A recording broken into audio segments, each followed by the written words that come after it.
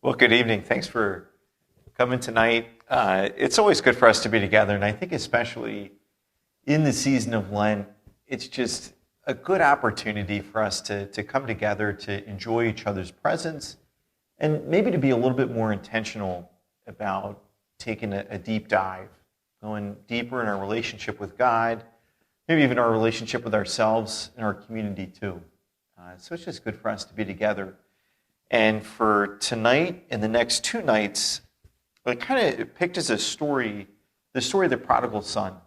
It's just being a good guide to help give us a framework and really a doorway to step into an experience of God's mercy, to feel for ourselves the depths of God's love for us as God chooses to express it so often in mercy, in forgiveness, and in just giving us second chance after second chance after second chance.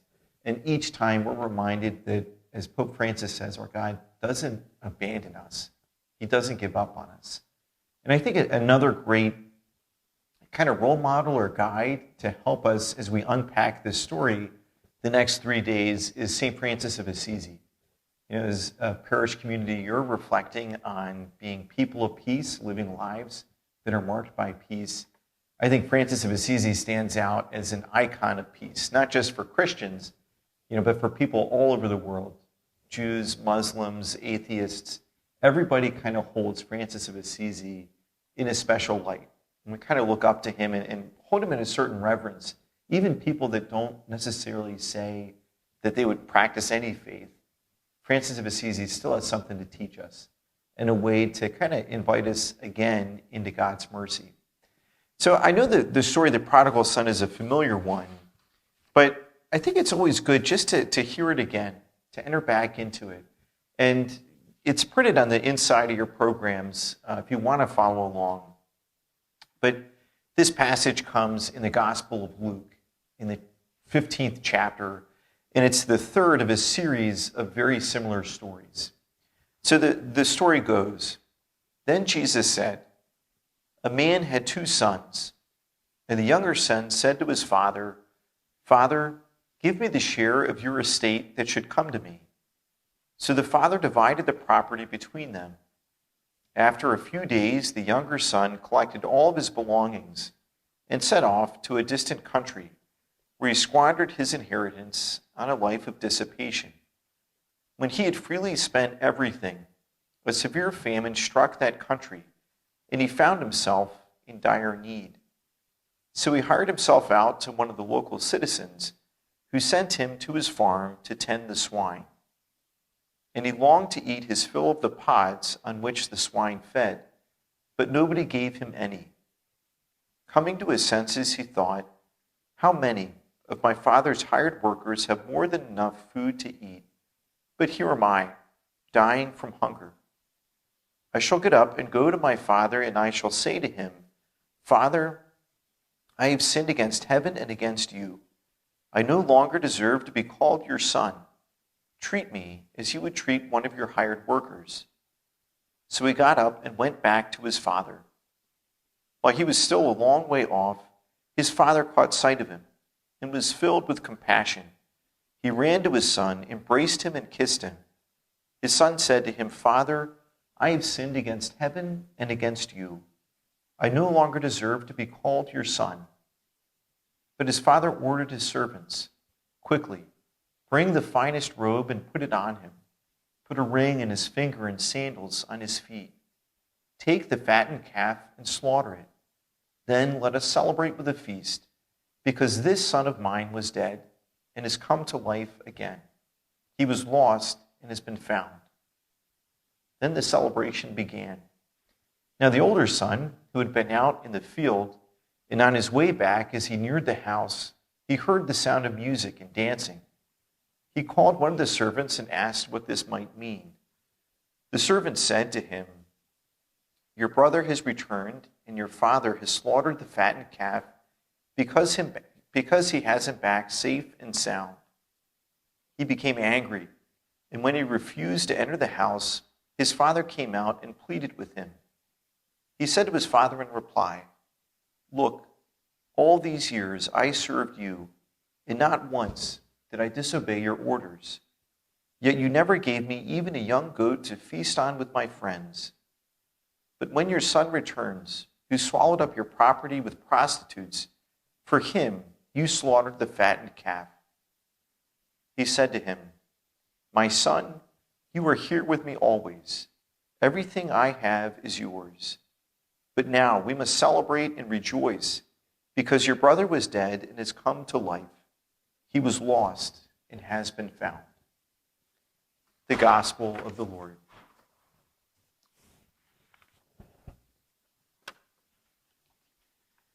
Again, this gospel passage is such a familiar one, and yet it's still so powerful. It's such a rich story that has, I think, so many different aspects. So over the course of the next 3 nights, again, we're just going to take a different aspect. And tonight, we're just going to focus on the role of the Father, really the person of the Father, and try and just get to know him a little bit better. And to help us do that, again, I think Francis of Assisi gives a great example. There's this one story in Francis's life. He had, kind of been in the Franciscans, started this religious community. It had been growing around Italy and in that surrounding region. And they had even built a number of monasteries along the countryside in Italy. And Francis spent most of his time going from one monastery to the next, just to check in, to be with his brothers, to pray with them, and just to make sure that they're all growing in that spirit of joy and the spirit of peace that he felt so strongly to build. So there's this one story. He's at one of his monasteries that kind of sits up on a hill, and it's kind of getting towards the sunset. He's up on this lookout point of the monastery with 2 of his brothers. And we just imagine they're watching the sunset, enjoying that beautiful scene of nature, just really savoring God's creation. And as they're up there, Francis catches sight of a person that's kind of staggering, crossing the horizon. And he realizes that this person is walking towards the monastery, and it's approaching the monastery. And Francis, as the person gets closer, can see that this person is leprosy, that terrible disease that just afflicts the person's skin and their body, and it's just marked with decay and agony and pain. And Francis could see that on the face of this person who's slowly staggering towards the monastery, and he could feel his pain. So Francis leaves his brothers, runs down the steps, and then tears out, goes to meet this person. And when he meets him, Francis ignores every bit of guidance about social distancing. He just goes right up to this man and embraces him with this incredibly warm hug, so much so that he lifts him up off his feet in one of those great bear hugs. He sets him down, kisses him on the forehead, and then very gently lifts him up on his shoulders to carry him into the monastery. And as he's walking towards the monastery with this leper on his shoulders, he's telling the leper how much you're going to enjoy dinner with us tonight. He starts telling him about, these are the brothers that you're going to meet. This is the feast that we've prepared for you. And as he goes in, you could imagine how the other Franciscans, his brothers, felt about him bringing this leper into their monastery. I mean, it would be the same thing as I imagine you would feel if someone brought a COVID positive patient from a hospital into your house, in the height of the pandemic. You probably would have been a little hesitant. And so were the brothers. So they go up to him and said, no, he can't. You're like, this is all nice, Francis, but this is too much. And he insisted, no, this is our new brother. He's going to join us for dinner. So he gently sets this man down on his feet. And as he does so, he takes a step or 2 back. And this man with leprosy starts glowing. And there's this light that starts just emanating from him, and he's transfigured. And then they see very clearly that this man is actually Jesus. He shows them, just like in the upper room, he shows them his wounds in his hands, his feet, and his side. And they immediately fall to their knees, giving praise to God that Jesus, the risen Lord, has chosen to follow or to join their community that night, to visit them, to be present with them. And in that experience, their lives were totally changed. And the kind of interesting thing is Francis obviously did not get leprosy from that man. He never contracted the disease, but not very long after, Francis did receive the wounds of Jesus. He received the stigmata, the same wounds that Jesus had from the cross, Francis bore for the rest of his life, having those wounds in his hands, his feet, and his side. So Jesus didn't share with him the disease, but he did share that intimate connection as he invited Francis to be that much closer to him, to share even his pain and suffering, to be in that close of a friendship. But I think even before the stigmata, there must have been something about Francis that was so approachable. There must have been some kind of a mark on him, like a mark of Jesus, that people just felt comfortable coming up to him. There must have been something that drew that leper to the monastery. And there's so many other stories of people who just trusted their hearts to Francis. Whether they were rich or poor, men, women, all kinds of different people just trusted their hearts to Francis. And there must have been something about him that just made them confident in doing that allowed them to trust. There's a theologian from Germany, Jürgen Moltmann, and he's describing not the story of Francis, but he describes the story of the prodigal son in a similar kind of way. He says that there must have been something about the father that left an impact on his son. That even though the son goes off and completely rejects his father, and even though as he's there in the swine farm, looking at the swine, thinking, I wish I could eat what they're eating, he's just feeling that hunger, and he knows that he doesn't deserve to go home. He knows that if he does, he doesn't deserve to be called his father's son. Maybe his father will take him back as a servant. But something deep down in that prodigal son, something told him that maybe the father is going to accept me back. Maybe dad is going to return me to myself, to return me to my place in the family. And Moltmann goes on, he says that instinct, that feeling deep down in the son's heart, ultimately that's hope. That's what people call the theological virtue of hope. That there was some encounter with the Father, some impact that he carried with him that Moltmann says would have literally carried him on that journey home. Because he was broken, absolutely broken, dying of starvation, completely ridden with guilt, and yet hope in the Father is what allowed him to make the journey home. And if you just imagine who the Father is in the story, and the way that Jesus describes it, you got to imagine, first of all, the Father's got to be really offended when his son leaves. The way that he does it, the son basically says, Dad, I wish that you were already dead. I wish that you were already long gone and I got my share of the will. I just want what you're going to give me when you die because I want out. His son completely rejects him. And that must have hurt. That must have been offensive. He must have been angry. And so the son leaves. But the way Jesus tells the story, it makes you think there must have been something in the father. He just didn't feel right. He was unsettled. You got to imagine that the father felt the absence of his son. That the father longed for that day when his son would come home. We could be reunited with his son. And the father, as Jesus tells it, I imagine the father would have been keeping his eyes on the horizon the whole time the son was gone. Whether he's out in the field, whether he's working in the house, standing in the doorway, I just imagine the father would have always been looking up to the horizon to see, maybe today's the day my son's going to come home. And it was ultimately that theological virtue of hope that made it possible. And when the son does come home, the father goes absolutely crazy. It says he sees him while he's still a long way off. He goes running. He's like, drops everything he has, everything he's doing, goes tearing out of the house, goes up, embraces his son, lifts him up, and then he brings out the servants, put a ring in his finger, finest robes over his shoulders, give him nice shoes or sandals, and then let's have a huge party. Let's feast, because this son of mine is back. The family is complete again. Finally, this day I've been longing for, it's finally real. And what Jesus says, right as he finishes the story, is that in just the same way, our God rejoices every single time any one of us is forgiven.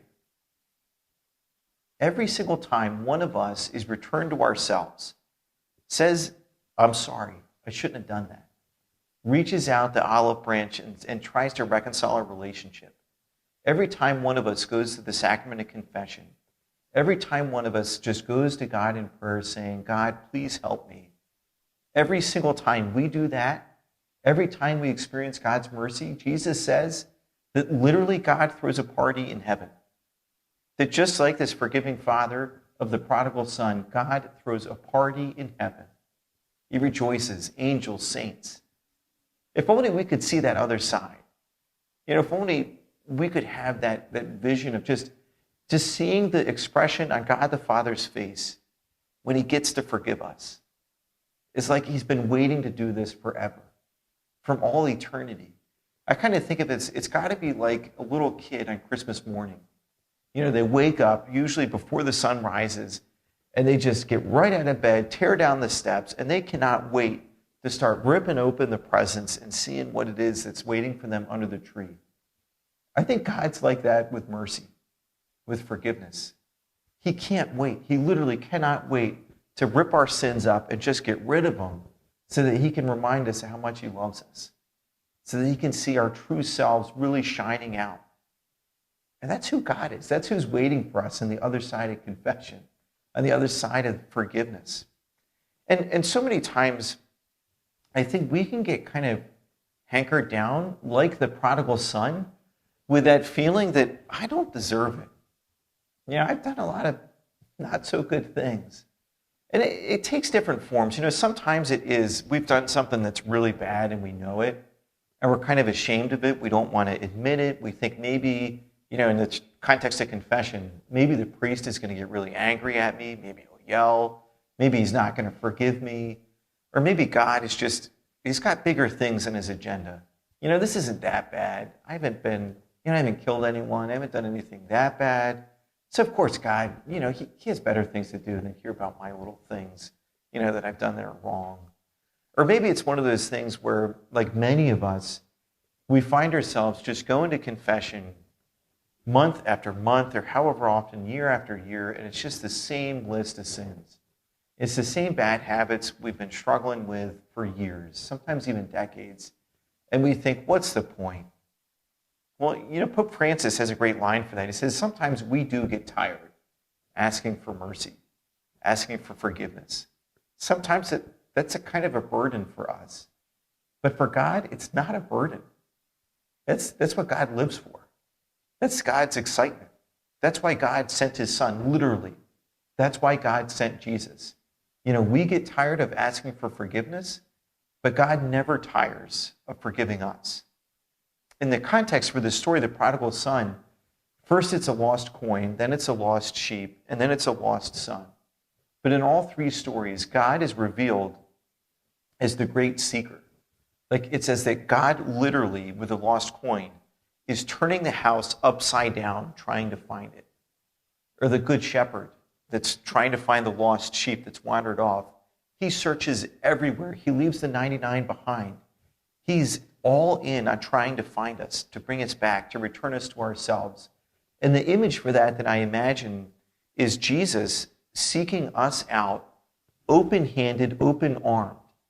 Like he is ready that the split second he sees us, he finds us, he wants to just wrap us up in his arms and say, welcome home. You forget how much I love you? Welcome home. And I think ultimately, again, if we could only see the other side, we're so quick to judge ourselves as we are to maybe judge other people. And yet God, he's so busy loving us that he doesn't have time to judge. He doesn't have time for that. He's not interested in that. There's a great story that there's a Polish nun who tells a great story from a time when she was a chaplain in a prison in Poland. And it was right after the Second World War. So if you're familiar with the history, at the end of the Second World War, there was this kind of roundup and prosecution of many of the Nazi soldiers, especially the generals, the kind of higher-ups in the Nazi party, especially those who had been a part of the concentration camps, people who had planned the Holocaust and these just atrocious acts against humanity. So one of those people that was kind of put on trial in that time period was a man named Rudolf Hess. Rudolf Hess was one of Hitler's most trusted friends, confidants. He was a deputy to Hitler in the Nazi Party. And he was the longest standing commandant of Auschwitz, the most harrowing, most horrific concentration camp. And he personally oversaw the deaths of 2.5 million people. Someone who just inflicted incredible pain and violence on humanity. And it was people who were Jewish, it was Catholics, it was people of resistance that tried to stand up to the Nazi Party, it was people from Poland and other countries. It's just so many people suffered under this man. And there's a story that this nun tells that he even went after, religious communities, priests, religious sisters, nuns. And there's one story, he rounded up a community of 20 Jesuit priests. Some of them were university professors. Some worked in a parish in the neighborhood there. So the Nazis rounded them up, brought them to Auschwitz. And it turns out there was one priest who was not home when the Nazis came. And he was the rector, the head of the community. So he comes home to find an empty house, talks to the neighbors, and finds out exactly what happened. And he starts to feel incredibly guilt-ridden, but also he misses his brothers. And he doesn't want them to be afraid alone. He wants to be with them. So he, this Jesuit priest, is the only known person to break into Auschwitz. He's able to get in, and then the guards catch him. And somehow he ends up before Rudolf Hess, this guy that the nun got to know. And the Jesuit priest is pleading with Hess, like, please, let me stay with my brothers. I should have been home. Follow the order all the way through. Let me stay with my brothers. I don't want them to be alone. And Hess, knowing that that's what this priest wanted, said, no, you can't stay. You're going to go out and you're going to live your life regretting this moment for the rest of your days. Incredibly just twisted. So he sends him away. Hess goes on. Again, the war ends. Hess is arrested. He's put on trial in Nuremberg and then sentenced to this Polish prison. And the nun says that you could see the fear on Rudolf Hess's face as he shows up to this prison. Because this prison, again, is in Poland. And he knows that many of the guards had lost family members and friends in Auschwitz. And everyone knew that. So he's horrified about the painful things that these people are going to inflict on him. But what he finds is it was just the opposite. They receive him as a guest. They treat him with tenderness, with compassion and kindness. And at first he thinks it's a sick, twisted, trick that they're trying to play on him. And any day now the tables are going to turn and they're going to start torturing him, but they don't. And he sees how they treat the other guests too. And something starts to happen in his heart where he starts wondering, how can they forgive me? How can these people, they know everything I've done, how can they treat me so nicely, so kindly? And he starts talking to this Polish nun about it. He says, I don't understand it, but I'm starting to think, I want what you all have. There's something inside of you that I want. And I think it's freedom. And I think I want to be free from the terrible guilt, all the evil that I've caused and carried out. I want to be free of it. So they start talking, and eventually Hess says, I want to go to confession. I think maybe that will be a first step in getting this freedom that these people have, that they carry so boldly with them. So the nun goes out, and this is where, as she is telling the story, she typically goes like off script, and she says, please don't be scandalized by what I'm about to tell you, but it's true. And then she goes back to the story and says that she goes to the diocese in Poland where this prison is, and then she goes around to all the different parishes, and every single priest that she talks to says, no, absolutely not. I am not going to go and forgive that man. For everything he's done, not interested. Every one of them said no. So she goes back to Rudolf Hess and says, I'm sorry, but I don't think it's going to happen. I don't understand it, but I don't think we can find someone to come. So then Hess goes back and he says, I think I remember the name of someone who might come. So he tells her the story about that Jesuit priest. And he remembers, I think it was his last name. So this Polish nun goes out, sure enough, finds him. And this priest is just like, I can't believe that he wants to see me. Like there's something about this that's just, it's like the priest said, I can't sleep at night. I got to see him. So he comes, and the way that the nun tells the story is that Rudolf Hess is in his prison cell, behind the bars, and the priest comes, he has a chair, and he sits down on the other side of the bars from Rudolf Hess. And then she says, she goes down and she's waiting at the end of the hall, and just imagining, I'm pretty sure she was trying to eavesdrop as hardcore as she could, just to hear what was going to happen. But she says, as she's down at the end of the hall, all she could hear is Rudolf Hess sobbing. He's just wailing, tears. He's crying bitterly. And for 2 hours, he goes through, confesses everything that he's done, everything he can think about, all the faces that he saw suffer at his hands. And then, after the 2 hours, she said she saw the priest stand up, extend his hands in prayer over this man. He prays the prayer of absolution, those words that she had heard herself countless times. And then apparently the priest says, Rudolf Hess, you animal, God has forgiven you. You are now a new child of God. Enjoy your new life. And the priest walks away.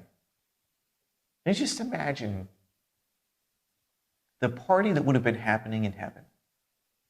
Rudolf Hess, a person that so many called an animal, not even a human being, is forgiven, is returned to himself, brought back home, reminded of God's love.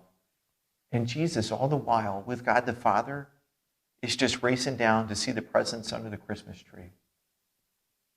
Just can't wait for that opportunity to forgive him, to lift that burden off his shoulders, to give him a new chance at life.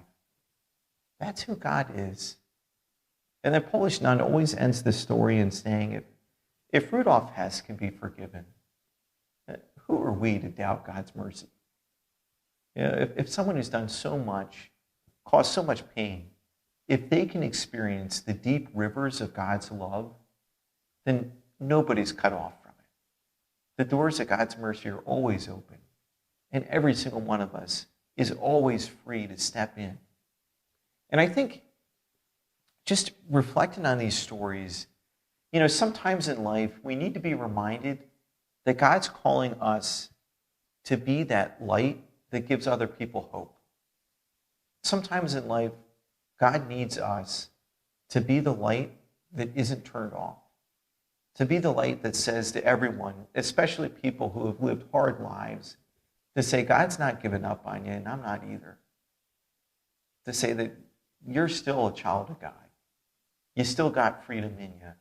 You still have a chance. It's not over yet. Sometimes we're called to be that person, like the light that was shining in Francis that just made people feel comfortable with him, like the compassion of the Father that gave the Son hope that he'd be able to go back home, or like those Polish guards that said, we choose forgiveness still. Sometimes God calls us to be those people. But there are also times when God calls us to be the son or the daughter that comes home, to be that person that says, I don't deserve it and I know that, but God, I trust in you. I trust in your mercy. And we turn to God so that ultimately we can enjoy that awesome party that's happening in heaven. So Lent is a great time. And it's a great time for us just to be intentional about God's mercy. It's a great time for us to maybe go to the sacrament of confession, to maybe have a conversation where we just talk about an experience of God's forgiveness in our lives. Or maybe we have that phone call that we've been putting off for so long, to reach out to someone that we feel distant from.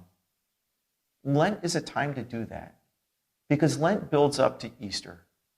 It's a time where we let go of the things that hold us back from that awesome joy that we get to experience in the empty tomb on Easter Sunday. And that's what our God has in store for us. That's the freedom that we want, the joy that we want to celebrate. So, again, I think these days is just an opportunity for us to place ourselves into the hands of God's mercy. Because God's mercy is able to do what we can't. And ultimately, it's able to bring us home. So in the back of the handout that you received, there are a few questions. And the point of the questions is just to be something that you take home with you tonight. And maybe in a quiet moment or two in your house, or maybe even tomorrow morning, just to spend some time reflecting on God's mercy, but in a specific way, in a personal way, a way that's going to be meaningful for you. And the two questions, the first is just, how have you experienced God's mercy? And the second is there any part of your life that could use God's mercy? That could use or needs to hear that the door of God's mercy is still open for you? And I think with these types of questions, this type of reflection, the more specific we get, the better. And we could always stay at the surface level and just say, I've done some things that I shouldn't have done. When I was in middle school, I would always go, I went to a Catholic school, so we had to go to confession once a month. And our pastor, Father Larry, it was always so good. But those years, especially in middle school, I would always say, forgive me, Father Larry, I've said some things I shouldn't have, I did some things I shouldn't have, and that's it. And I'm sorry. And he would always say, okay, God forgives you. And we would go on with this celebration. And that's forgiveness.